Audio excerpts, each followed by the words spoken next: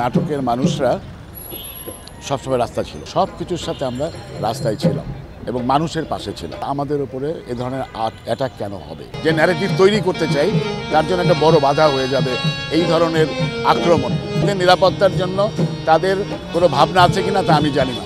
নাটকের উপরে হামলা যেটা অনভিপ্রেত, কারণ হচ্ছে নাটকের মানুষরা সবসময় রাস্তা ছিল, এমনকি এই জুলাই আগস্টের যে আন্দোলন সেখানেও রাস্তা ছিল।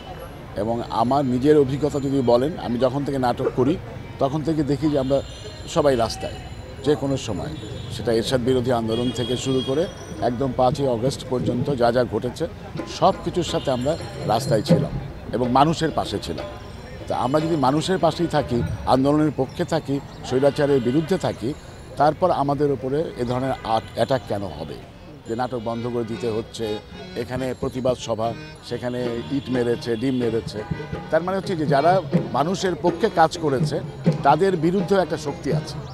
এই শক্তি কাদের ইন্ধনে করছে এবং এরা সমগ্র শিল্পের উপরে আঘাত। এই আঘাত যদি চলতে থাকে তাহলে যেটা হবে, এই দেশ আসলে পেছাবে। আমরা যে ঐক্যের কথা বলছি, আমরা যে বৈষম্যহীনতার কথা বলছি, আমরা যে সমন্বয়ের কথা বলছি, আমি সব ধর্ম বর্ণ নির্বিশেষে একত্রিত হয়ে যে উত্থানের গল্প আমরা বলতে চাই, যে ন্যারেটিভ তৈরি করতে চাই, তার জন্য একটা বড় বাধা হয়ে যাবে এই ধরনের আক্রমণ। নিরাপত্তা একটা হচ্ছে যে আপনার নিজের নিরাপত্তা নিজের কাছে। আমি মনে করি নাট্যকর্মীদের, সংস্কৃতি কর্মীদের তাদের নিজেদের নিরাপত্তার প্রতি নিজেদেরই যত্নবান হওয়া উচিত। পাশাপাশি আইনশৃঙ্খলা রক্ষা বাহিনী যারা আছেন, পুলিশ, সশস্ত্র বাহিনীর লোকজন, তাদেরও সতর্ক একটা পাহারা বলবো না আমি, তাদের দিক থেকেও এক ধরনের আমাদের প্রোটেকশন দেওয়ার দরকার আছে। শিল্পকলায় সেনাবাহিনী যারা আছেন তারা এই আন্দোলন অথবা এগুলোর জন্য না, তাদের অনেকগুলি কাজ।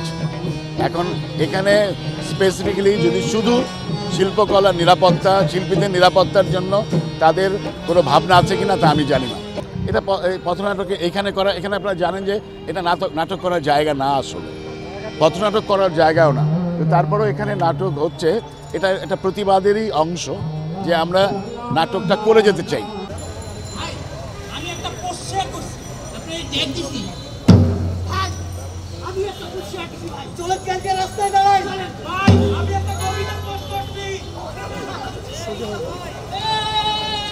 খেলা শেষ।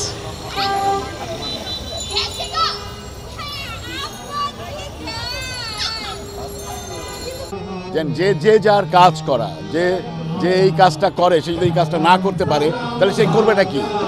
না, আমাদের ঠিকমতো কাজ করতে দিতে হবে। শিল্পকলা একাডেমি ঢাকা সহ সারা বাংলাদেশে যাতে শিল্পকলা একাডেমি কার্যক্রম চলতে পারে সেই ব্যবস্থা করতে হবে এই সরকারকে।